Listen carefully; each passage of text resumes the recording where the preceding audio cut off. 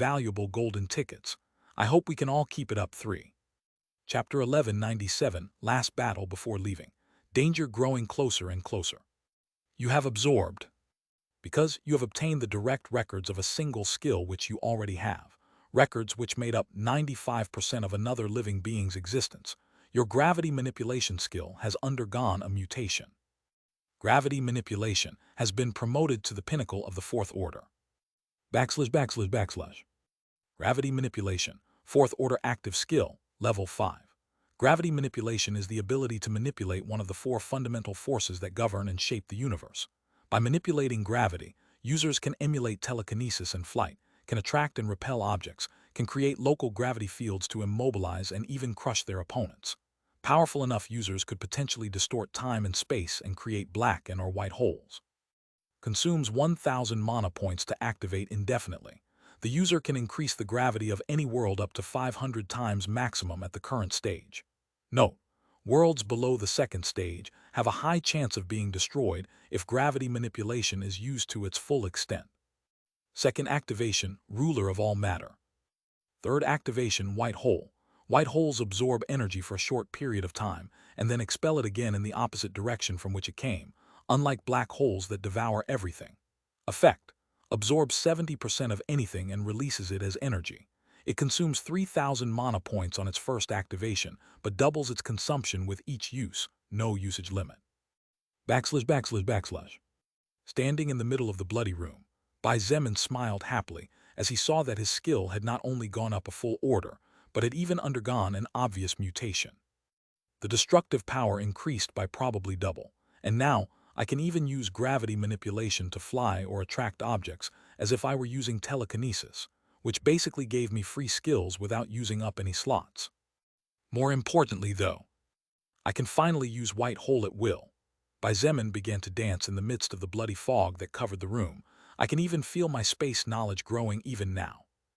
Even if the consumption of the third activation of gravity manipulation was terrifying, White hole was a practically supreme defensive ability when it came to resisting attacks too strong for the user to take. In fact, it was only thanks to White hole that Bai Zemin survived when he was ambushed by one of Hero City's cannons manipulated by Thao Zhai. And it was also thanks to this third activation that he managed to survive when the Fifth Order Phoenix attacked him in the sun. All right? After he calmed the happiness in his heart, Bai Zemin looked at the surroundings and grimaced. I only used blood manipulation casually to kill that human bear, but he ended up exploding in the end. As for Shan Li, he naturally turned into dust after Bai Zemin used record devastation on him. The arrogant man practically begged with his eyes as Bai Zemin held him up by the neck with a sneer. Oh well, whatever. Bai Zemin shrugged before pulling out a submachine gun from his storage ring. It's been a while since I last used one of these. Then he began firing furiously towards the ceiling. Bang, bang, bang, bang, bang, bang, bang. The sound of gunfire echoed loudly in the middle of the night, and the beautiful maidens working there immediately ran out of the building while screaming for help or crying in terror. Several seconds later, and after emptying 2 magazines, Bai Zemin felt several auras approaching him. That's the signal for my departure. He laughed like a fiend and put away the submachine gun. Thanks for the wine. Then he took out a dozen grenades and a fire extinguisher, and while activating invisibility, he casually threw them. When Bai Zemin disappeared, a gust of unnatural wind blew over all the grenades, resulting in all of them losing their safety locks. Boom! The approaching soldiers and policemen stopped abruptly, and some fell to the ground while screaming. A large cloud of smoke and fire rose from the building 70 meters ahead, collapsing completely as the flames consumed it. The flames were more than evident in the darkness of the night. My God! A soldier with rank took off his hat and pulled it to his chest as he stared at the cloud of fire and smoke in front of him. The night became extremely hectic. Police and military vehicles roaming the streets with men armed to the teeth. Patrols with stern expressions eyed everyone still outside their houses with suspicion, and the frightened survivors quickly retreated for fear of being involved in something they had nothing to do with. It didn't even take Bai Zemin a minute to arrive at Wu Yijin's residence, and neither she nor Sylvia noticed when he replaced his lightning clone that had been resting with its eyes closed on the couch. 5 minutes after he returned, Shangyuan Bingzhu walked in through the door with an extremely serious expression on her face. Bingzhu, Wu Yijin had been chatting with Sylvia while occasionally stealing glances at the person sitting not far away from them, but when Wu Yijin saw the expression on her friend's face as well as her hurried walk, she realized that something bad had happened.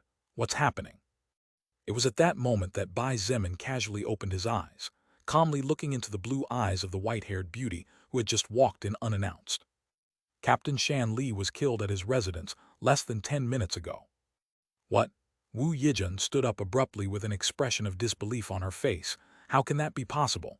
All of us saw that he is no weaker than Chen He and the rest. They were at the government base for crying out loud. Wu Yijin couldn't believe that someone that strong couldn't even hold out until the reinforcement station not too far from his house arrived. That could only mean that the person who did it was strong enough. Shangyuan Bingzhu had not taken her eyes off Zun Tian from the moment she stepped into the room. Her voice was non-judgmental but rather calm and her stare analytical. A few minutes ago, several gunshots were heard and followed by an explosion. It seems that the assassin killed Shan Li using heavy armament. That's impossible, isn't it?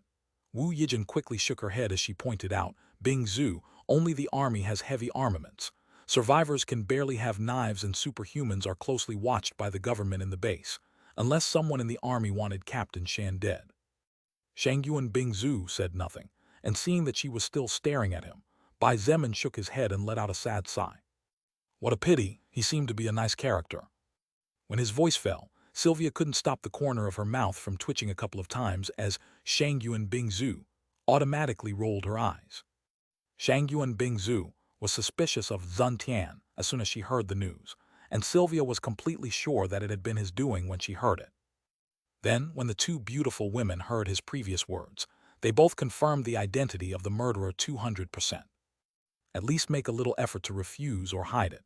That was what Shangyuan Bingzhu wanted to shout in his face but held back. Instead, she slowly said, Zun Tian, it is possible that many people will target you as a suspect because of what happened today at the entrance of the base. Wu Yijin reacted first than the others. She shook her head repeatedly while saying in a serious voice, No, no, no. Bingzhu, both Sylvia and I, even the maids in the house can vouch for the fact that he was here all this time. Calm down a little.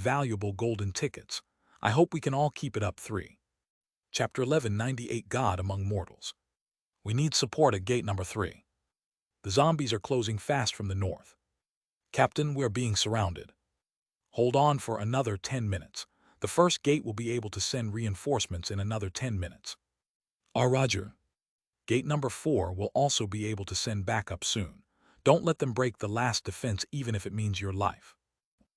The sound of gunfire, accompanied by explosions, echoed everywhere. No matter if it was north, south, east, or west, The four cardinal points and their derivatives had become bloody and deadly battlefields where humans and zombies fought against each other. About 2 hours had passed, but the battle seemed to have barely begun. Blood, broken limbs, heads, fragmented bones. The scene was worthy of becoming the best and most terrifying survival horror movie of the year were it not for the fact that everything that was happening was 100% real. The human army was composed of approximately 100 men, and only 1/10 of them were superhumans willing to fight on the front lines. On the other hand, the zombie army easily numbered over 200,000 in total. Although humanity had war tanks, IFVs, grenades, missile launchers, combat helicopters, and heavy machine guns capable of firing dozens of bullets per second, the defense of the camp was simply too low. With only a few wooden fences and truck tires serving as walls, the zombies could easily slip through if the human soldiers did not protect the perimeter. A single zombie breaking through the perimeter defense was all it took for the human camp to collapse completely. A single zombie could infect one human, and then those two could infect two to double their numbers more and more. Boom! A big dark brown war tank fired its main cannon, and this single shot was enough to sweep away more than 20 zombies in an instant. Back off, hurry! However, the war tank was forced to back up as the endless wave of zombies continued to advance. Swoosh! At that moment, a gust of wind blew past the war tank, and the next thing the soldiers inside knew was that several zombie heads flew through the air with great torrents of blood splashing everywhere. Get out of here! Bai Zemin, brandishing a giant steel axe, shouted without looking back. Every movement of his hands caused the wind to shake wildly, and the nearby zombies that weren't shattered by the blow or decapitated by the axe's blade were sent flying a couple of meters backwards. It looks like the first gate finally managed to overcome the zombies. One of the soldiers in the battle tank sighed in relief. Back, back, the commander in the war tank shouted as he stared ahead in admiration. I'm afraid that among all the superhumans probably only he can still fight like this after several hours wielding that thing. Bai Zemin's eyes were serious and seemed bloodshot as the number of zombies falling by his hands grew exponentially second by second. If one were to look at the scene from the sky, one would see that, in the midst of the sea of zombies, a single figure surrounded by over 200 bodies was moving back and forth as he killed and dodged the attack of his enemies. The problem was that the number of enemies was simply too overwhelming. Fuck off! However, he continued to slash furiously. Behind him, Shangyuan Bingzhu, gasping for breath, slashed with the ice sword in her hands at a much slower speed. Her lovely body was surrounded by a faint layer of warm fog, the result of sweat covering her soft skin. Her ever-cold eyes showed increasing weariness, her face, too beautiful for this world, was pale, and her arms were trembling as if they were about to give up, just like her legs. Monster, she muttered between constant gasps. Bai Zemin did not have an ability to create ice like Shangyuan Bingzhu, nor did he have an ability to power up the items he threw like Chenhe. He also did not have an ability that gave him knowledge of firearms or anything in particular. However, Bai Zemin's special ability was simply perfect for the situation they were in. Unlimited energy, that's cheating. Shangyuan Bingzhu gritted her teeth and forced herself to continue. She only had a little bit of spiritual power left, even if she didn't know the name of such energy. Besides, she was also physically exhausted. However, she knew that the human troops were slowly beginning to gain ground. They only had to push another little bit, and victory would be theirs. Suddenly, however, Shangyuan Bingzhu saw about 5 flashes of white light approaching from a distance. The 5 flashes of light were so bright that even with the sun high in the sky, they were still extremely clear to her and the rest. What is that? Her footsteps stopped as a bad premonition began to grow in her heart. Not only Shangyuan Bingzhu, but all the superhumans and soldiers also raised their heads to the sky to look at the 5 flashes of light getting closer and brighter. In the center of the human settlement, Bai Zemin stood in the backyard of the residence that the government prepared for Wu Yijun. His eyes were unusually serious, and ever since the war against the zombies broke out, he had not taken his eyes off the clouds, as if searching for something. What's his problem? Wu Yijun asked Sylvia in a low but clearly worried voice. I'm not too sure either. Sylvia was even more worried than Wu Yijun, and for every minute she watched the serious expression on Zun Tian's face, she felt as if a big cloud was about to fall on everyone. This was because Sylvia at least knew that Zun Tian,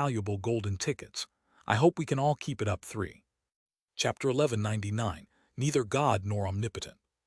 If it was before reaching this dimension, Bai Zemin would not dare to say that he could deal with 5 nuclear missiles at the same time.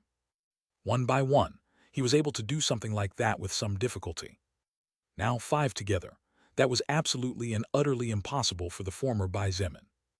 In other words, he could destroy the missiles from a distance, but that would only prevent him from ending up dead or seriously wounded at best. However, who would deal with the resulting radiation and destruction after detonation? Involving innocence could not be avoided unless it all unfolded in an extremely desolate place far from society. But I'm different now. Bai Zemin's voice was low, so those 300 meters below him could not hear him. However, the motion of him raising his left arm outward with his open palm was evident to all the superhumans who were fighting the zombies. Air manipulation, immortal shield. Bai Zemin's face contracted for a brief second as soon as he activated the third activation of air manipulation. It hurts, it really hurts a lot. A normal soul evolver would probably faint on the spot. It may have sounded somewhat masochistic, but Bai Zemin was actually grateful with all the pain he had to suffer to get to where he was now. Otherwise, he would never have been able to openly tolerate the pain that some of his skills made him feel when he used a level of strength that exceeded what his own body could handle. On the ground, the zombies had stopped their advance. Their bodies froze, no longer able to move, as if someone or something was pressing down on them with overwhelming might. Even so, the soldiers stopped firing and the superhumans stopped fighting.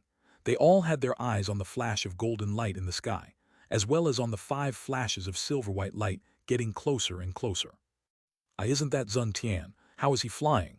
Chen He gasped with his eyes wide open. Shangyuan Bingzu's expression was extremely complex as she stared at that figure in the sky. You, really? From the first time she saw him in the office where the student council members used to gather to work before the world changed, Shangyuan Bingzu felt an unfamiliar but extremely pleasant direct emotion to someone she was sure she had never seen in her entire life. If someone addressed her by using her name only, Shangyuan Bingzu would feel mostly uncomfortable. But when he used her name, it all felt too natural, as if it was the law of nature. She knew the name Zun Tian was fake, just as she was sure he was not a student at Beijing University. She knew that he was powerful, powerful enough to imprison a giant monster whose destructive power allowed it to crush large buildings and easily defeat the group of 4 composed by Bai Zemin, Liang Peng, Chen He, and Shangyuan Bingzu herself. But that was all she knew about him. Why did she feel so at ease when he was close? Why did she feel increasingly unwilling to move away from him, even though she had never felt this way about anyone before? Why did she feel that the two of them were extremely close, beyond ordinary friends? Shangyuan Bingzu didn't know and probably would never know. It was what she thought in her heart. If Zun Tian was capable of dealing with 5 nuclear missiles, then he simply could not be human. If he was a god from heaven sent to save mankind, then he would most likely leave soon once his mission was over. And judging by his armor and the spear in his right hand, Shangyuan Bingzu figured that moment was not particularly far off. Shangyuan Bingzu had never been particularly religious, but what happened next made her reconsider a bit. Swoosh! A gust of wind powerful enough to let the wind be visible to anyone blew from the north. Said gust of wind spiraled around, gathering around Zun Tian in the sky as if worshipping him. Go! His voice fell like thunder, and the gust of wind obeyed. The 5 nuclear missiles were less than 10 kilometers away, a distance that could be closed in no time by them. However, when the wind gust opened like a giant mouth and devoured them, the 5 flashes of silver-white light seemed to disappear for an instant from everyone's sight. The next instant, however, all hell broke loose. MIG God! Chen He fell on his butt as he watched the sun of flames burning not too far away and 300 meters above. Although there was no sound of explosion, everyone knew what was happening and what had happened. The survivors who were in their houses, hiding due to the zombie attack, couldn't help but peek their faces out of the wood-covered windows when the shooting and roaring stopped altogether. For God's sake!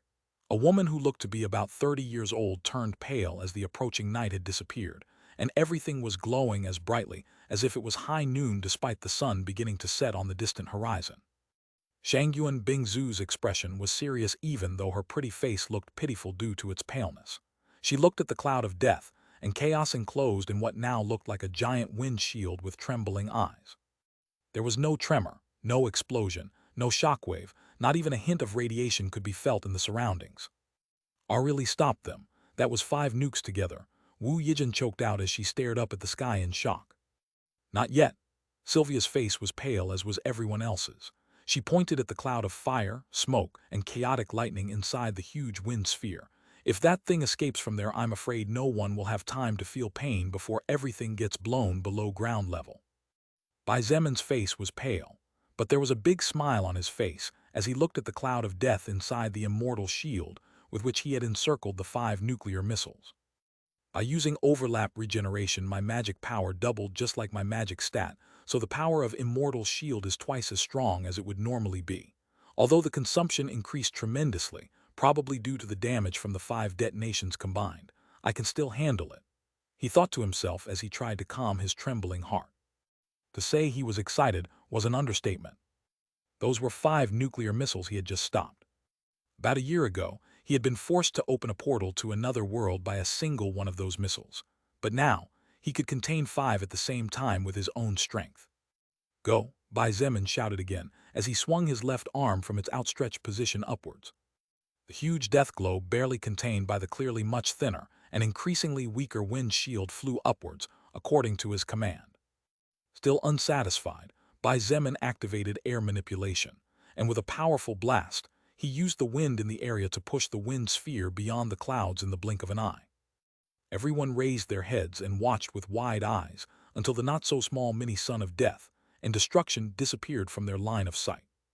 About 20 seconds later, a flash of white light with green and yellow flashes shone and spread out a couple of kilometers from what seemed to be a height unimaginable to any of them. Everyone expected the arrival of radiation or at least a shock wave. Some sound would even have been acceptable. However, even after almost a full minute, nothing had happened. Watching the aurora borealis-like flash of light slowly fading out, Shangyuan Bingzu softly whispered, "He sent that into outer space." Fortunately, there was no one near her to hear her theory. Otherwise, the already high disbelief they all felt might have reached a level of mortal danger for them. But indeed, Shangyuan Bingzu was right. Bai Zemin sighed in relief as he saw that his plan succeeded. The laws of this world are too weak. The atmosphere has such a small range that reaching outer space couldn't be easier. It was then that his expression changed, realizing that he had neither the right nor the qualifications to feel happy about his accomplishments because of what he had to do next. Now, Bai Zemin looked into the distance, and as a wind spear began to whirl in his left hand, he whispered with a sorrowful and apologetic expression on his face, "I'm sorry." Then, under the watchful eyes of everyone on the ground, Bai Zemin raised the almost pale white wind spear due to the accumulation of wind at shoulder height. In just an instant, the wind spear left his hand and disappeared without a trace beyond the distant horizon. A few seconds later, boom, boom, boom. Several explosions echoed one after another at the same time, as a thin white line appeared out of nowhere, as if cutting the blue sky into 2 halves. Stopping 5 nuclear missiles at the same time, containing the sound of explosions that would have exploded thousands of heads, restraining the shockwave resulting from those explosions, and finally sending all that confined destruction into outer space. In the center of the human settlement, Sylvia smiled bitterly as she shook her head. He even broke the sound barrier several times now. If this wasn't the power of a god, then what was it? Wait a second, what was the thing that Zun Tian threw? Wu Yijun suddenly noticed that something wasn't right. Sylvia's expression also changed, but before she could say anything, she saw in the distance a huge mushroom cloud rising up beyond the clouds. Looking at the hundreds of lightning flashes twirling around the mushroom cloud, as well as the crimson color the sky had taken on the horizon, Sylvia muttered with a deathly pale face, that's. In the tallest building in the settlement, a middle-aged man watching everything through a screen lowered his radio with a moribund expression on his face. The missile base in Zicheng district was destroyed, and the settlements more than 300 kilometers around are not responding to anyone's calls. When the middle-aged man's voice fell, everyone inside the room stared blankly with deathly pale faces without saying a single word. You have absorbed the soul power of Shen Jin level 0. You have absorbed the soul power of Zio Mei level 0. You have absorbed the soul power of Jun Chen level 0. You have absorbed the soul power of Liu Li level 0. About 20,000 notifications flashed in Bai Zemin's eyes, even as he closed his eyelids as if he didn't want to see them. This planet was too weak, too weak. A battle between Bai Zemin and Shun, both fully released to kill their enemy, would shatter the world into countless pieces. Any place the two passed through would be completely razed to the ground regardless of whether they fought on the soil or thousands of feet above in the sky. Countless lives would be lost.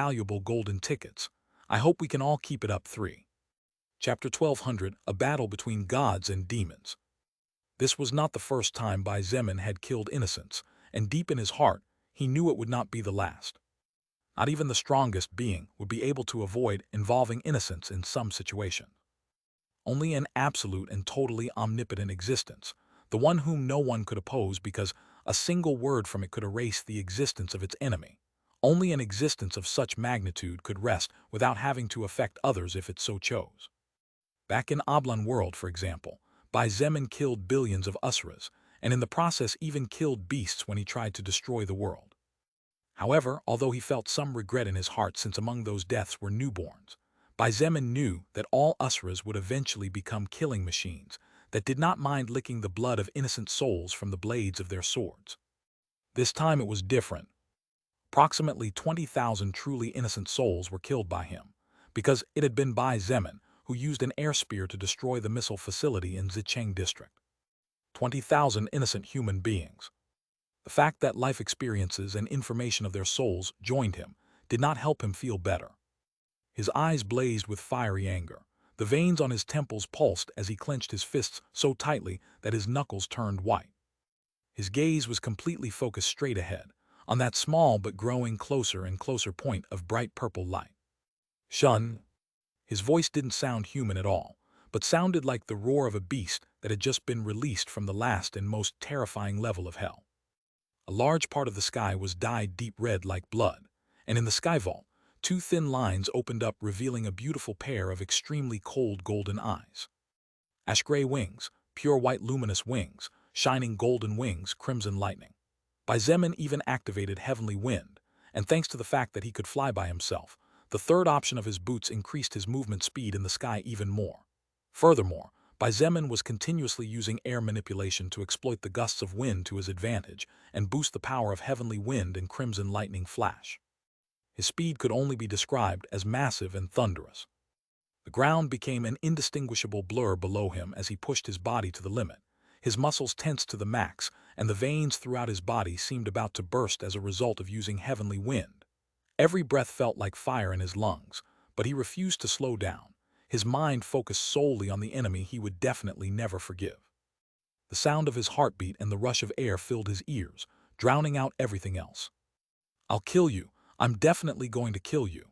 His voice rang out over 60 kilometers as he inadvertently activated war cry in the midst of his rage. What Saint of the Absolute failed to do in over 1,000 years, Bai Zemin promised to do today. Your murderous intent has reached its limit. Your murderous intent increases beyond. The power of Lonely Wolf Aura and domain of the Wolf Emperor grows. Shun looked back with a pale face as he tried to push his speed beyond his allowed limits. Seeing Bai Zemin's practically demonic face getting closer and closer, Shun cursed aloud, "Son of a whore." Although the two of them were many kilometers apart, the speed at which Bai Zemin was flying was easily at least 4 or 5 times higher than his at this point. His right arm was nowhere to be found, his left leg was missing halfway, and his back was burned as if someone had used a flamethrower on him. Shun simply could not understand how it was possible for Bai Zemin to stop, contain, and practically nullify the destructive power of 5 nuclear missiles together. 5 nuclear missiles combined. Just one was enough to force a soul evolver above level 200 to turn and run away, but he contained 5 and came out perfectly unscathed. Corruption Demon thought that by using the power of several nuclear missiles, he would be able to kill Bai Zemin, a logical and completely rational thought. Instead, he was the one who almost died after partially revealing his location. What the fuck is going on here? What is all this shit about? The roars were getting fiercer and fiercer in Shun's head, trying unsuccessfully to find a minimally logical explanation for what was happening. Bai Zemin shouldn't have these strange skills he was using. Shun could still vividly remember how Bai Zemin was unable to close a distance of only 2 or 3 kilometers in a short time, as Shun tried to flee to the center of Hero City. However now, how the hell did this brat suddenly become so fast? Shun didn't understand and definitely wouldn't understand. Your killing intent is below that of your enemy, and thus you are affected by the gaze of the Wolf Emperor. All your natural stats will be reduced as long as you are in the effect range of the domain of the Emperor Wolf. Agility minus 20%, strength minus 20%, health minus 20%, magic minus 20%, mana minus 20%. Your spiritual power is too low, resulting in it falling to 0. Yes, Shun gained some spiritual power after coming to this dimension and killing.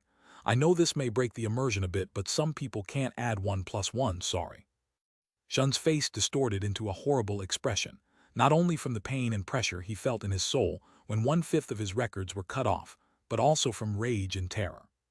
He had just lost thousands and thousands of stat points in just the blink of an eye. How can the murderous intent of a brat be stronger than mine? His words barely made it out from between his clenched teeth. Suddenly, Shun sensed danger of real death, and it was then that he realized he had no place or time to run anywhere. When Corruption Demon looked over his shoulder again and saw that Bai Zemin enveloped in golden light was less than 2 kilometers behind him, he finally stopped running. Shun stopped and roared as he activated over a dozen skills in an instant, consuming huge amounts of mana. Boom! His body was surrounded by bright purple flames, and his slightly cracked black glove glowed as a series of black lightning flashes rumbled noisily around it. In an instant, not only had Shun's attack power grown terribly, but his defense had also increased as his size expanded to twice what it was. You're just a newborn brah. You have neither the right nor the qualifications to port such immense power. Instead of running, Shun charged against Bai Zemin with a crazed expression shining in his eyes. Asteroid. Shun looked like a small purple sun, with black lightning bolts charging towards him. Bai Zemin's expression did not change, and although his face seemed masked by indifference, his eyes burned with a fury rarely seen in him. First, blood-colored flames burned on his Godslayer spear. Immediately after, the endless blue lotus flame burned, and both flames merged into a single dark, dull purple flame. However, this was not all, as less than 1,000th of a second later there was a gust of wind blowing from the south. As a result, the power of the flames increased by almost 20%. Although the two were many kilometers away from the settlement where Bai Zemin had stayed for the past week, the power of the two was too high for the short range of a world that had just changed to mean anything. Although it was only a brief second for the superhumans, all of them could clearly see how the flash of golden light and the flash of purple light that had stopped fleeing charged head-on towards each other. Shangyuan Bingzhu, Wu Yijun, and Sylvia watched with their hearts stuck in their throats at the imminent clash. Then all they saw was a powerful flash of white light shining even brighter than the sun itself. The flash of light continued to shine even several seconds later, but what left everyone perplexed was that there was no thunderous explosion or catastrophic destruction. What is that? Shangyuan Bingzhu managed to notice that, surrounding the huge flash of white light that did not let her see inside,